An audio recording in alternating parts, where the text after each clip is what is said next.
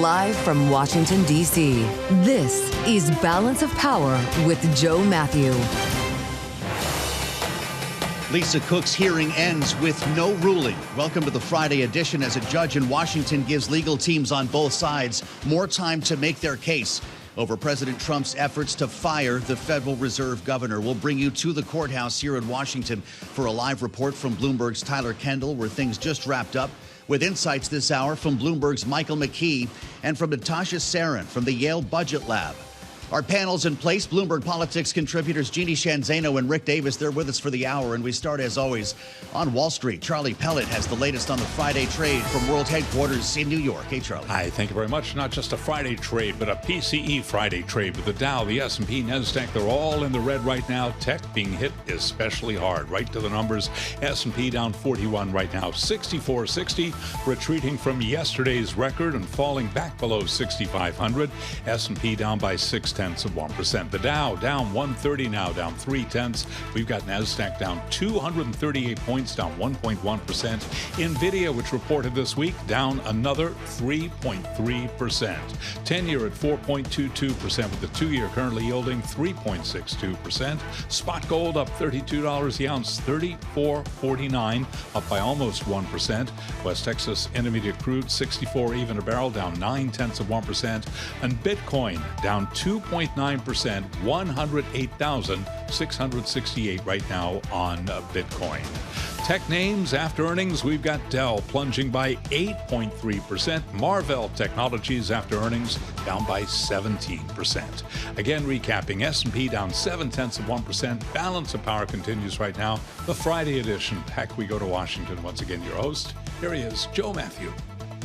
All right, Charlie, many thanks. Charlie Pellet will have more on Wall Street about 20 minutes from right now as we keep tabs on the trading on this Friday. Welcome to the threshold of the weekend and the Friday edition of Balance of Power here on Bloomberg TV and radio. I'm Joe Mathieu in Washington, where all eyes have been on the courthouse, just a couple of blocks from where I'm sitting, right where Constitution meets Pennsylvania Avenue. Bloomberg's Tyler Kendall has been there since before the sun came up. This is, of course, the emergency hearing for Federal Reserve Governor Lisa Cook and the president's efforts to have her fired. There was a big argument about cause and whether, in fact, the president has the authority here, whether due process will be invoked. Both sides left wanting. It's unclear exactly when they will be back, as the legal teams on each side have been given more time to provide more filings. Tyler brings us up to date and picks up the story from there at the courthouse. What else should we know, Tyler?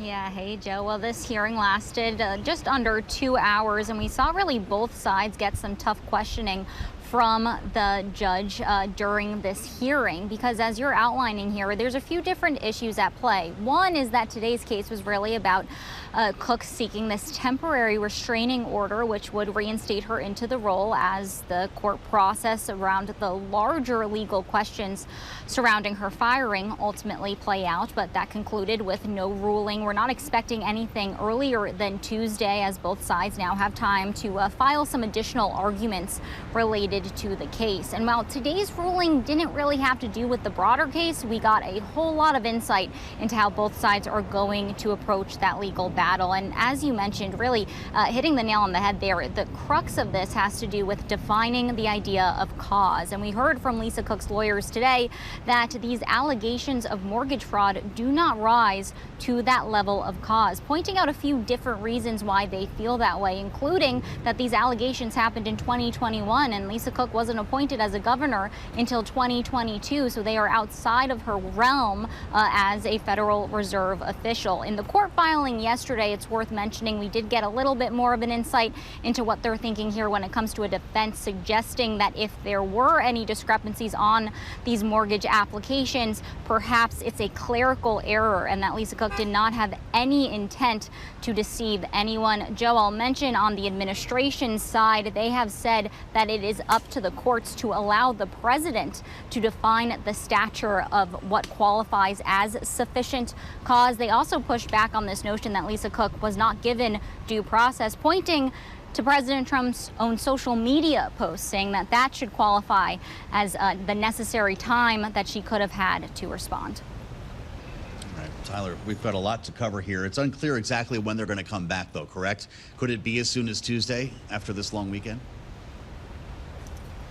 That seems to be our understanding. The judge had indicated that it's going to take her perhaps a little bit additional time here to weed through exactly what's happening, particularly when it does come to this TRO. We did hear from Lisa Cook's lawyer, Abby Lowell, earlier today saying that they're not expecting the Federal Reserve to act today, he said. He said that they're expecting the Fed to act once this is resolved in the courts, which then also raises questions about whether or not there needs to be this TRO in place, if this could move directly to an injunction for perhaps the longer duration of this legal battle. So it's still a lot of questions that we have to parse through. But as of today, the update is that there is no ruling, but we did get more insight into how both of these sides are approaching the broader legal case of her firing.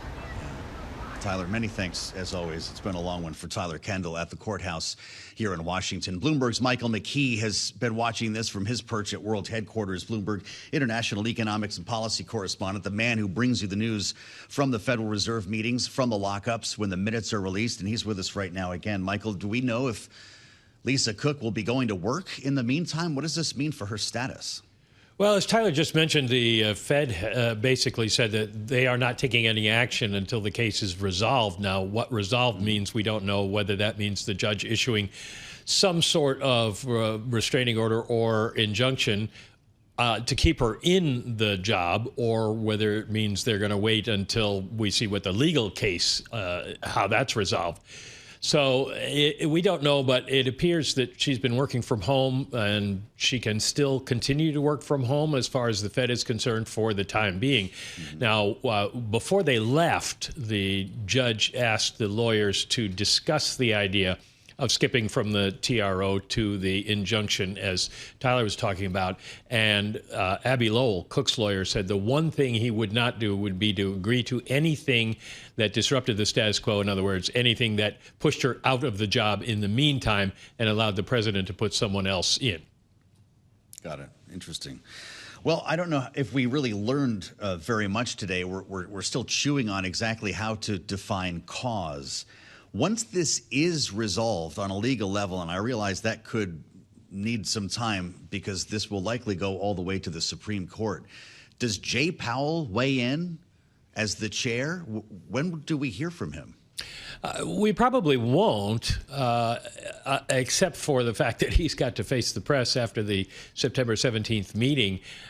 The Fed is in the uncomfortable position of not being able to defend Lisa Cook because this is a private issue of hers. It's not part of the Fed's job, so they can't get involved in that. They have obviously a rooting interest in the president not being able to replace people on the Fed at will, but they can't say that either. So they're kind of sidelined for the time being. They will probably continue to make the case, though, that an independent central bank produces better economic outcomes for the countries that have them. Well, whether we get a ruling here on Tuesday or not, we do know that we have an important date on Thursday when Stephen Myron sits for his confirmation hearing before the Senate Finance Committee. What are you expecting at this point, Michael? Because I'm thinking we could have a lot more fireworks than we would have before. Yeah, it'll be fairly easy for Myron to parry any questions on Lisa Cook because he could say, I'm the chairman of the Council of Economic Advisors. I don't have anything to do with whether she's employed or not, and I don't know what cause means either. But the Democrats certainly will push him hard on some of the things he's written about. Of course, he is the one who came up with the Mar-a-Lago Accord idea. Yeah, right. And he also wrote a paper last year calling for significant reforms to the Federal Reserve Act, including allowing state governors to appoint the boards of directors of regional Fed banks, which would then probably enable them to control who's appointed as a regional Fed president. And obviously that would make the Fed even more political. So you can imagine some of the questions they're going to have. They'll also, I'm sure, say, are you just going in to be a toady for the president and vote for huge rate cuts because he told you to? How will he answer that? I'm sure he will say, no, I have lots of valid economic reasons for wanting huge rate cuts. Understood. Michael McKee, it's always great to see you. On the Friday before a long weekend, this is a story that we saw coming here a couple of days ago. And to think that we're going into a long weekend with so little certainty on how this is going to end is really something. Natasha Sarin has been watching this as president and co-founder of the Yale Budget Lab, having spent time as Deputy Assistant Secretary for Economic Policy and former counselor to Treasury Secretary Janet Yellen in the United States Treasury Department. Natasha, it's great to have you back on Bloomberg TV and radio. How should we be looking at this today? This is going to be precedent-setting one way or the other. You know, it's such a bigger issue than anything about Lisa Cook or anything about mortgages, in that you're in a situation where one of the fundamental institutions and sort of causes of American economic strength is the fact that we have an independent central bank that makes monetary policy decisions absent from political influence, based only on how it thinks about inflation and how it thinks about the labor market. And what you're seeing here play out is really a sort of potentially quite damaging conversation around whether that type of institution should actually be free from political influence. And the reason why I know it's pretty damaging is because we've actually done it before in the United States. We've had a politicized Federal Reserve in the Nixon administration that made rate decisions sort of according to how they would best be suited to help President Nixon win a presidential campaign. The result of that was that we saw the worst stagflation in this country in recent history, and inflation rise from 3 to 13%. So we're running some pretty real risks here, and they're quite substantial, and they're much bigger than any one particular individual or any one particular case. So what's the Fed going to look like 6 months from now? I hope that the answer to that is not that different than it looks like today. And part of what gives me a little bit of hope is that you're watching this all play out in legal proceedings throughout the judiciary that ultimately will get to the Supreme Court. And the Supreme Court went out of its way in a removal case that had nothing to do with the Federal Reserve to signal the importance of the Federal Reserve as an institution and its unique quasi-private, it called it, role in this economy, such that in that particular case, there were real limits on the president's ability to remove at will members of the Federal Reserve's Board of Governors, and particularly the chair of the Federal Reserve. And so I think in some sense they're laying, I hope, maybe I'm sort of hoping that they're laying the groundwork for being very explicit here that this is not a case in which you're going to allow the executive to have unfettered capacity to remove and install political operatives in these roles, but instead this is a case where the unique exigencies of the Federal Reserve demand that we remain an independent monetary policy institution. Well, I don't know if, Natasha, you think that Stephen Myron's going to make the next meeting. There are questions about that. He's got his confirmation hearing next week. Looks like that, in fact, could happen. But Christopher Waller today is again calling for lower rates. He sees a quarter point in September and then more additional cuts over the next 3 to 6 months. The pace driven, of course, by incoming data. You can weigh in on the rate cut if you want, but there are worries that if President Trump goes through with this and Lisa Cook is in fact fired for cause, that you're going to see a big drop in short-term interest rates because of a Trump-friendly Fed, but that longer-term rates are going to keep rising for fear of a greater inflationary trend.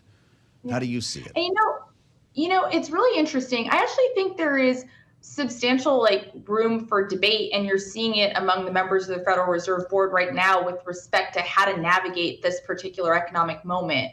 Because on the one hand, you have the most inflationary policies that we've seen in our lifetimes with respect to tariffs that are at a 18+% effective rate in the economy.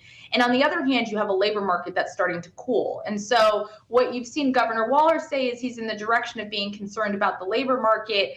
I will note that even the sort of dissent on the Federal Reserve Board at the moment is about whether you hold rates steady or you cut rates by 25 basis points. That's nowhere near the rate cuts that the president and the administration have called for. And so I think there is room for debate about whether the Fed waits or whether the Fed continues or starts to lower rates. But I actually don't think you're anywhere close or should be anywhere close to some of what the administration has been pushing. But the thing that's really important that you said there, Joe, is sort of the flip side of this, which is like, what happens? Let's assume that you're in a world in which the Federal Reserve Board decides tomorrow that we're going to lower interest rates to the 1%, the Fed funds rate to the 1% that President Trump has called for. Well, that's actually not going to do, it's like pretty counterproductive. It's not going to do to mortgage rates what the president might like to see, precisely because you might be changing the short-term rate at which banks borrow from one another, which is the Fed funds rate that the Fed controls, but you're not actually able to effectuate what mortgage rates or other rates we care about, small business loan rates, are in this economy, because that matters a lot with respect to what the market perceives as longer term trends in interest rates. And what the market's going to perceive is that, yeah, we did this politicized thing, but the result of that is we're going to be like we were in the Nixon administration, facing a very substantial inflationary outlook and forced to raise rates in the future. And long-term rates are going to be high as a result of that understanding. So in some sense, this is all incredibly damaging to the Fed as an institution and incredibly counterproductive to the goal of lowering interest rates in the economy. And if the administration would like to see that happen, I have a very easy solution for them, something over which they have direct control, which is roll back these excessively high tariffs. We spent a lot of time talking about what could go wrong here, and I realize that there's now apparently a third mortgage application that may not help Lisa Cook's case, at least according to what we're hearing from the administration. But when we think about things that could go right as well, if this is going to be a precedent-setting ruling one way or the other, and Lisa Cook keeps her job based on, say, a Supreme Court ruling, what would that mean for Fed independence going forward?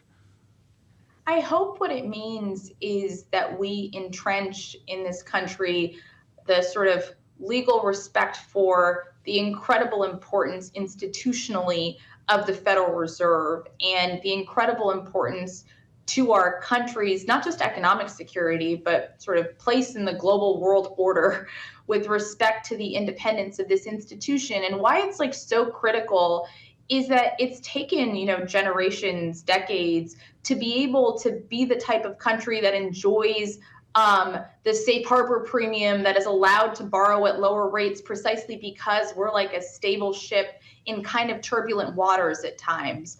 And what happens if you are no longer that? And in some sense, that sort of credibility that took decades and generations to build, it can evaporate very, very quickly.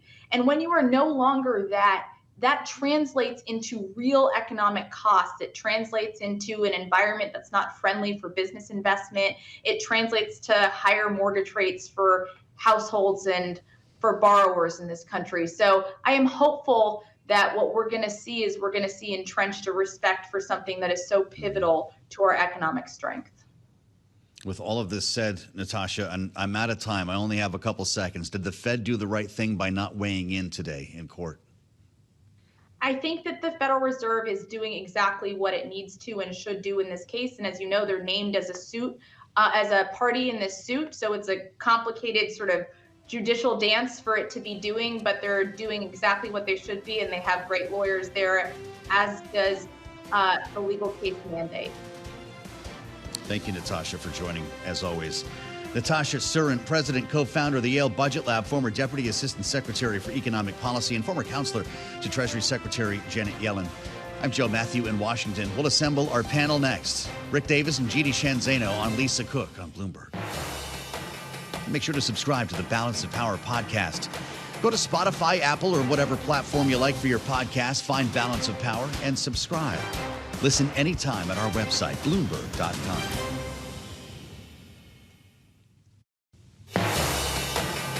Coming up on Balance of Power, Lisa Cook's emergency hearing finishes without a ruling on the Fed governor's status. We'll play it to the panel next. Rick Davis and Jeanne Zaino on the way, only on Bloomberg. It's 1:21 on Wall Street. We do check markets all day long here at Bloomberg. Developing story, Kraft Heinz nearing a breakup announcement as soon as next week. This according to the Wall Street Journal. Kraft Heinz shares, they're up now by 1.7%. Stocks lower across the board. S&P 500 index very close to session lows, down 49, drop there of 0.8%, 64.52. We've got the Dow down 141, down 0.3. NASDAQ right now lower by 1.3%. Stocks are declining. We've got the 10-year at 4.21%. Right now, we've got the 2-year yielding 3.61%. Spot gold at $34.49 the ounce. Spot gold up 1% right now, higher by $32. West Texas Intermediate crude down 0.9%. WTI 64.02 a barrel. And Bitcoin now down 3.1%, 108,458 on Bitcoin. Petco Health and Wellness shares are surging after raising its earnings targets for the year. As the company's turnaround starts showing signs of progress, Petco, which uses the ticker WOOF, WOOF, up now by 20.4%. Other earnings news, Gap up 2.5% after earnings as investors weigh tariffs and sales trends. Heading in the other direction after earnings, Ulta Beauty down now by 6.2%. Recapping S&P down 0.8%. Balance of power continues right now. Back we go to Washington. Once again, your host, Joe Mathieu. Many thanks, Charlie. We'll get back to Charlie Pellet in about 15, 20 minutes for more on the Friday trade. Watching Wall Street from his perch at World Headquarters in New York. We couldn't do the program without him. As we bring you news every day here, live from Washington, in many cases, market-moving news. It's a little bit more abstract in the case of Lisa Cook, but Wall Street is watching. The bond market certainly is. The judge did not indicate which way she was leaning in this emergency hearing today that started at 10 a.m. It concluded with no ruling, as the judge peppered lawyers for both sides, Lisa Cook and the administration, about 2 hours today without ruling on the Fed governor's request for a temporary order blocking her ouster. We're going to talk about this with the panel, along with the greater view on what the administration is trying to accomplish here. Beyond Lisa Cook herself, the firings that we've seen at the head of the CDC, BLS, and other agencies that the president is clearly shaping in his own vision. Something we talked about with Donald Ayer, the former Deputy Solicitor General, former Deputy Attorney General, joined us in studio today to express his concerns about the changes that he fears in some cases could be irreversible. Listen to what Ayer said. What's far more important than any one of these situations is the pattern that's clearly emerged since the inauguration, which is a pattern of Donald Trump, in one instance after another, working to essentially overthrow the norms, procedures, checks of our process. And that's the real concern that we should all have. We play it to the panel on our Friday edition. Bloomberg Politics contributors Rick Davis and Jeanne Zaino are with us. Rick is Republican strategist and partner at Stonecourt Capital. Jeanne, of course, democracy visiting fellow at Harvard Kennedy School. Ash Center, our Democratic analyst. Always wonderful to have both of you with us here. Rick, do you see it as Donald Ayer does, a test of the system? We certainly see Donald Trump trying to exercise the limits of his power as an executive. But is it a cause for concern? Well, I think that anybody who is used to the sort of standard checks and balances that have existed, throughout the modern presidency would be concerned about the emergence of Donald Trump and sort of his unitary executive theory that is clearly being implemented in virtually every one of these instances. And certainly, his test to see if he can fire Lisa Cook, is a exercise of the concept that the Article 2 in the Constitution says the president has sole power to govern the executive branch, and he is testing every aspect of that in the first 9 months of office. And so in the extreme, a unitary theory like this could diminish the roles of the checks and balances in both the legal and the congressional side. So, yeah, it's something to keep an eye on because it's definitely a different approach to governance than we've seen really in our lifetimes. He had 4 years to think about this, Jeanne, and a lot of people around him to help him succeed in these goals of pushing the lines of authority from the Oval Office. If you're a Trump supporter, this is all up. You're making America great again, but you've You've thrown down a number of flags and issued a number of warnings about the checks and balances that Rick Davis refers to. If they go away, can you ever get them back? Well, we would hope so, but I think, challenging, legally challenging in court is not the problem. It's a lot. Mm-hmm. It's a lot for you to cover every day. It's a lot for all of us to watch.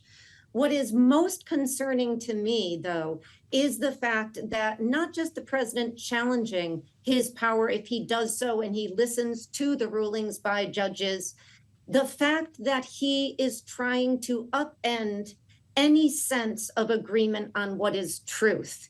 There's an old saying which says that when you don't adhere to or listen to facts, you abandon your freedom, because there's no way to fight back if we don't have an agreed upon fact, language, evidence-based understanding.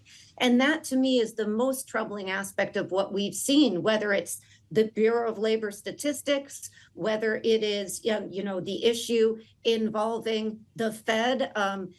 It's startling to me that J.D. Vance went out yesterday in an exclusive interview with another outlet and said that it doesn't really matter if what Lisa Cook did is illegal or not. What matters is she is not serving the president. And of course, that's not what matters here. You've got to follow due process, and we have to have an agreed upon understanding of facts in order to make policy in this country going forward. So that to me is the most troubling component.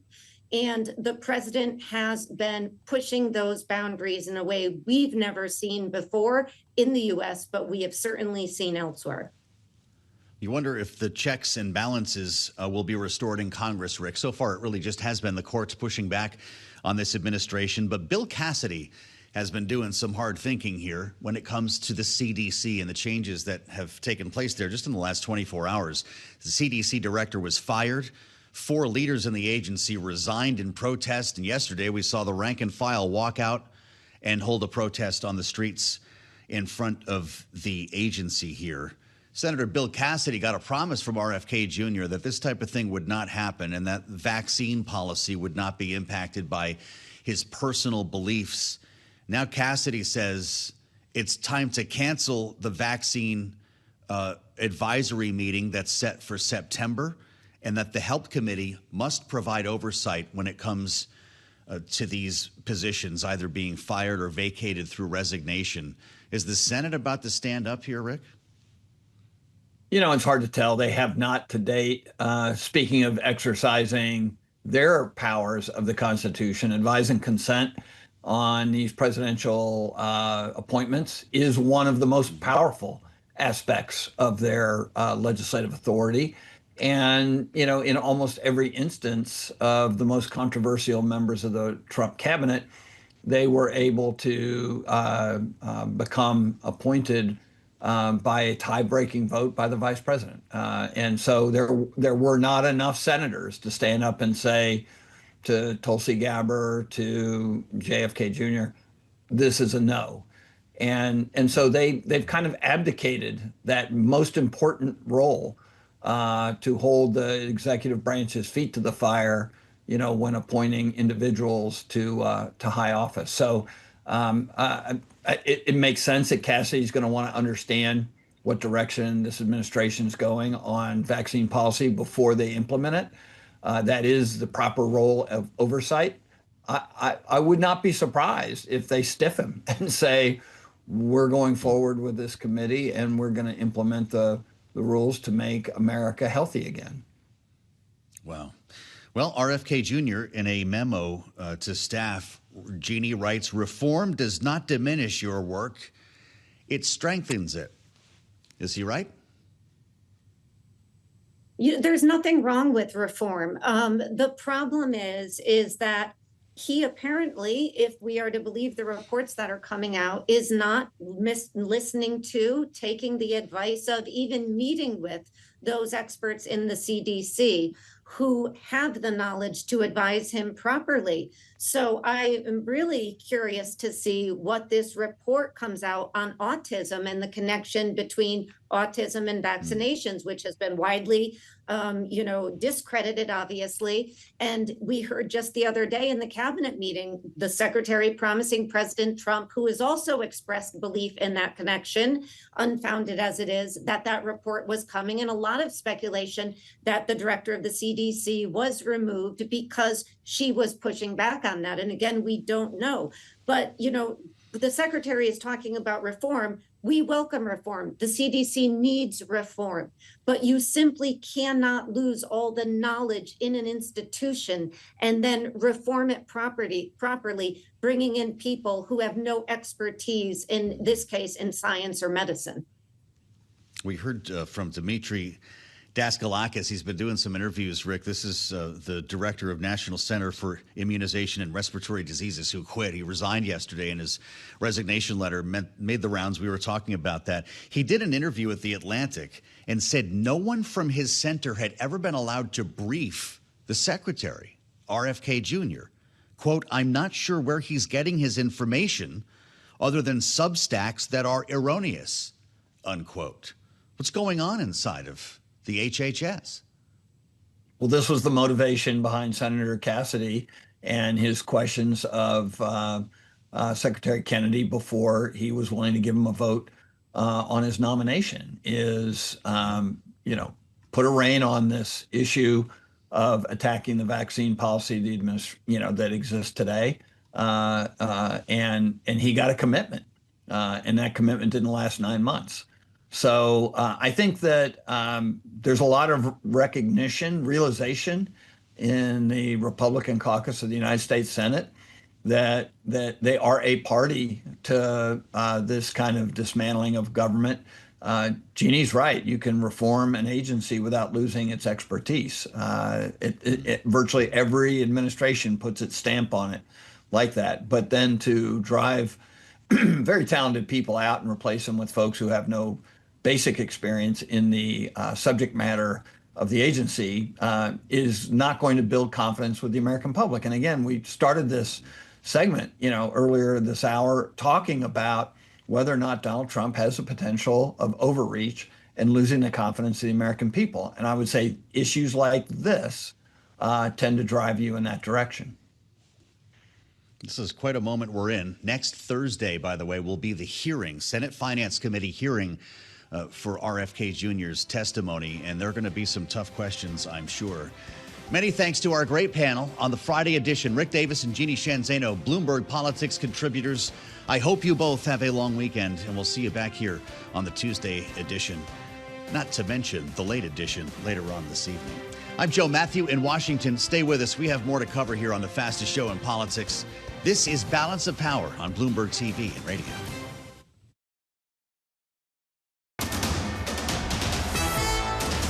It's 1:40 on Wall Street. We do check markets all day long here at Bloomberg. We have got the Dow, the S&P, NASDAQ all in the red right now. Traders driving stocks lower amid a sell-off in tech shares that have indeed been powering the surge since April's meltdown. Right now we have got S&P moving lower by 46 points. Yesterday we closed above 6,500. Right now 64.56 on the S&P, down 0.7%. The Dow is down 115 points, down 0.2%. NASDAQ Composite Index down 270, a drop there of 1.2%. This morning we got inflation data that did little to alter bets on Fed rate cuts. The 10-year 4.21%, the 2-year 3.61%. Spot gold now advancing 0.8%, $34.44 the ounce. West Texas Intermediate crude below $64 a barrel, down now by 1%, and Bitcoin is down 3.1%, 108,400 on Bitcoin. Company news: PepsiCo increasing its stake in Celsius Holdings in a $585 million deal to boost distribution of some of Celsius's popular beverages. Shares of PepsiCo up by 1%, Celsius up 3.3%, rival Coca-Cola up 0.8%. Again, recapping, stocks are trading lower. S&P right now down 45, a decline there of 0.7%. For on-demand news 24 hours a day, subscribe to Bloomberg News Now wherever you get your podcasts. Back we go to Washington. Once again, here he is, Joe Mathieu. Thank you so much, Charlie. You should come down. We've got a big weekend down here in Washington, a long weekend, Labor Day. The markets are closed on Monday. We'll do the Smithsonian or something.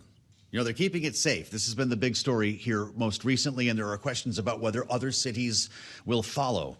I'm talking about the federalization, or I don't know if I can use that term, the introduction of federal law enforcement working alongside D.C. police here in Washington. They added, of course, armed National Guard troops. We've been talking about this for a couple of weeks. Questions now about what happens when lawmakers come back to town and whether they'd like to see more of this for longer, because it would take an act of Congress to maintain this beyond 30 days. Not to mention other cities. The president floated Chicago, New York, and others. Speaker of the House was on Fox this morning talking about it. Listen to what Mike Johnson had to say. I'm all for it. I told the president, and yesterday morning we talked about this, and I said, we will give you the resources and the authority necessary to complete this job, because it is wildly popular. You've seen the Democrat mayor of D.C. came out and said, thank you for the reinforcements. We have to bring law and order back. We're the party. He's the president to do it, and we're going to show that to the people. The statistics are overwhelming, and it's ridiculous for him to deny that he needs assistance with that. So I hope the National Guard does go to Chicago. Well, we'll see if that happens. But we thought first we'd spend some time with the resident of Washington, D.C. you may have heard of. His name is Patrick McHenry, Bloomberg Politics contributor, former Republican Congressman, of course, former chair of the House Financial Services Committee, and yes, former House Speaker Pro Tem. It's great to see you, sir. Welcome back. You live on Capitol Hill, which has been known to see a little bit of crime. Lawmakers come from all different parts of the country, including a lot of rural areas, who may not be used to the game here in D.C., where we've seen carjackings and a lot of other stuff, even if, albeit, crime rates are at what they say is a 30-year low. So what's the mindset going to be among the Republican conference when they come back and Donald Trump asks them for more time? Well, first, lawmakers, both parties, traverse a very narrow range of Washington, D.C. They're not here for tourist attractions. They're on Capitol Hill and a few blocks from Capitol Hill for meetings and dinners and breakfast, and that's about it. Yeah, okay. And so for their vantage point, they have Capitol Police, you have Metro Police, D.C. Metro Police. They're well covered for basic security measures. Having said that, you've had some high-profile cases of Democratic lawmakers, Republican lawmakers experiencing carjackings, physical assaults just a couple blocks from the Capitol. So that's speaking to something that's very real in urban America today. Coming off of COVID, the stats were incredible. For how bad D.C. and a lot of places like Chicago have been. And so there is a perception across America, for the rest of America, that there is an urban crime problem. And that's why you see the president speaking to this. And so is there something to it in urban America? Yes. Is it as dramatic as I think it's made out to be by the White House? Not really. But these aren't great stats. And the mayor, the Democratic mayor of Washington, D.C. is saying, look, these things do have a positive impact on reducing crime rates, the attention to the matter. But if we take the attention off, then the crime will reappear unless we change. Okay. So what happens when you start adding other cities? It's one thing, the federal city gives the president a lot more leeway. If you're going to roll into Chicago like this, particularly with National Guard troops the way we saw in L.A., it's a different construct, and the pushback from Democratic governors has been very loud, of course. Is there a line for Republicans, for lawmakers on this when it comes to other cities, or when it comes to the difference between federal police and the National Guard? Well, frankly, it's for the voters of those jurisdictions to vote in people that are going to keep them safe. We saw this in San Francisco, a dramatic reversal in San Francisco from a very soft on crime regime in an all-Democratic city to a now tough on crime regime with encampments and assaults, vehicles disappearing, CVS is being raided, every store, like every retail store possible being raided, and they voted in a new government. Chicago's got to do the same thing. If they want something better, they've got to vote for something better and to get different results. But you're also saying that it's not up to Donald Trump, it sounds like. It is not up to the president to keep mismanaged, badly run cities and save their politicians or give their politicians a foil to keep inept government in. That's my view. Yeah. There's enough for us to preside over with national security measures, international challenges, tariff issue, economic issues. We've got big things that we should be focused on. The political class in Washington should be focused on, and especially the president. Like funding the government, say? Yeah, some of that basic Everyone stuff. turned away from all this shutdown talk and the rescissions and how much Democrats and Republicans can't trust each other because we got into the whole Epstein thing and we got into the throes of summer news. We're not done with that. So what's top of mind as lawmakers come back? And are we going to be hearing about Epstein next week? Sure. Will we have a shutdown? Sure. You have the FBI director and the testifying before the Hill in the month of September, in 3 weeks from now. There'll be discussions of that, discussions about keeping the government open, discussions about the president's nominee for the Fed seat that was previously open. Yeah. And so there is so much going on. It's hard to hearing next week, an RFK Jr. hearing. When it comes to appropriations, though, is the conventional wisdom correct here? We're shutting down. It's just a question for how long? Well, it's really open to the Democratic minority in the Senate. In the House, Speaker Johnson showed that they can pass a continuing resolution like they did in March, which was its own political miracle because House Republicans have not previously been able to do that. So kudos to Speaker Johnson. Chuck Schumer's got some tough decisions to make. This time around, just like in March, it's Schumer's decision. You have enough Republican votes to pass something, but not to get to the 60-vote cloture vote that they need to have for funding the government. So it is in Schumer's hands. And so the focus should be on him, on what he wants, his expectations, because he's going to be the decider on whether or not we have a government shutdown. Boy, okay. If we do, every Democrat we've asked has said, yeah, but we can't do it unless there's a plan to reopen it. Because if Donald Trump gets this thing closed, he has no interest in reopening it, right? Let me just tell you, Russ Vought, the budget director for President Trump, has so desperately wants Chuck Schumer and the Senate Democrats to shut the government down. This is really important because what will happen? We will find out. But he has a plan. He has an intricate, detailed plan. And the goal is to win the shutdown. Republicans have previously not won shutdowns in the 90s all the way through just a few years ago. So not winning shutdown, he intends to change that. And he's thought deeply about it for a very long time. And Schumer may give him that opportunity either October 1st or sometime late in the fall or into January. If it happens, it's a record, right? It would be a record. It will be bad. And it will be bad, particularly for Democratic politicians who did not fund the government.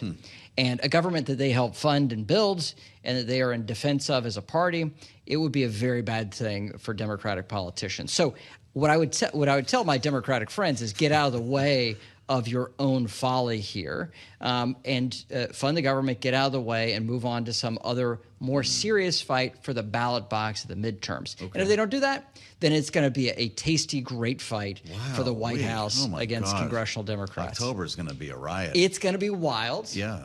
But for us to sit behind the microphones, much more interesting, right? A shortage of things to talk about. Democrats would say, though, hey, you guys did that rescission package, so we can't trust you in a budget deal anyway. That's why we're not willing to vote for this. And Republicans say, yeah, and we're going to do another one. Yep. Is that coming? Yeah. Absolutely. What will it look like? Well, they've got to determine that and determine the type of fight they want to have about that rescissions package. But the point is, right now we have currently the largest federal government we've had outside of wartime. In the history of the United States, we have the largest federal government outside of wartime. That is too big. As a percentage of our economy and raw dollar numbers, we have a government that's too big that we cannot afford as a great society. We have a government, if you match state, local, and federal, that tells Europeans that they're not running a socialist state. We are. So we've got to get our financial house in order and to prioritize that fight. I think the president is doing a very good job of bringing that to the fore. We haven't even mentioned the word tariff since we've been talking this time, which is usually something that we get around to.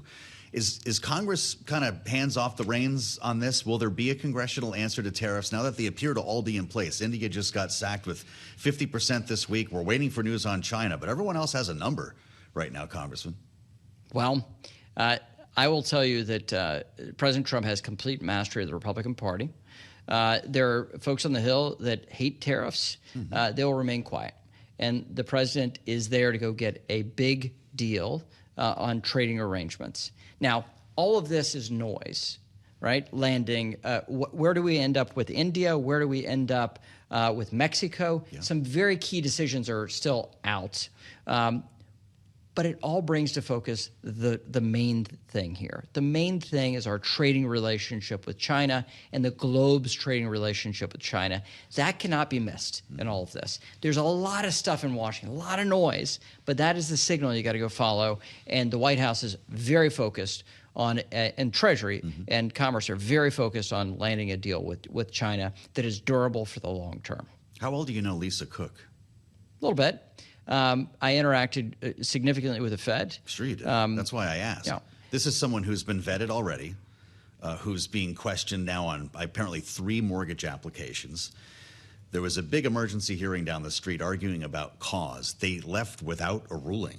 How concerned are you about the Federal Reserve being impacted, its credibility being impacted by this? Well, it is concerning. It is concerning, the reputational damage to the Fed, number one. Number two, the question of one person getting bounced from the Fed, which is what we're talking about. One appointee getting removed for cause. The courts have to decide on this. It's a 110-year-old statute, untested. No previous governor has been removed by the president. Although the act says this, it's not been tested in the courts. It'll be tested in the courts. We will find out. And that will be that's determinative on the act. That does not mean the Federal Reserve is no longer independent. Yeah. It's what comes next that could unravel Fed independence. If you, and so those are the things. Who is named? Well, in terms of what other precipitating acts can impair the Fed's independence. Like reaching into the 12 regional banks? Correct. Okay. And so you have that as an open question. You have these independent boards. The nature of the Federal Reserve is built on the nature of our constitutional checks and balances. And that means separation of powers and representative banks. So we have a diverse group of banks across the country that are supposed to be the voices for that region and know what's happening in the economy, bring those lessons to Washington, and be that region's voice. Yeah. It is a very complicated structure. The Federal Reserve is different and distinct than other pieces of congressional creation. The Supreme Court has ruled that and has opined on that, that it is special and distinct in the nature of central banking back to the first and second Bank of the United States and the founding fathers that were still alive and writing those statutes around the central bank at the time. So those things are tested. The Supreme Court has already opined on this. Now it's a question of lower courts making a determination on whether or not they follow the statute and in the clear letter of the law. Stephen Myron going to have a hard session next week? Oh my gosh, it's going to be the craziest. So that's fireworks. It's going to be the craziest fireworks on any Fed governor nominee. Wow, all right. This is going to be wild to watch. Something else. Yep. Senate Finance Committee will be, of course, interpreting this with the help of the great Patrick McHenry. It's always a pleasure to have you. Bloomberg Politics contributor, former congressman. I'm Joe Mathieu in Washington. We'll meet you back here for the late edition, 5 p.m., Balance of Power on Bloomberg. In the meantime, make sure to subscribe to the Balance of Power podcast. Go to Apple, Spotify, wherever you get your podcast to hear our full conversation with Patrick McHenry and listen anytime at our website. It's Bloomberg.com.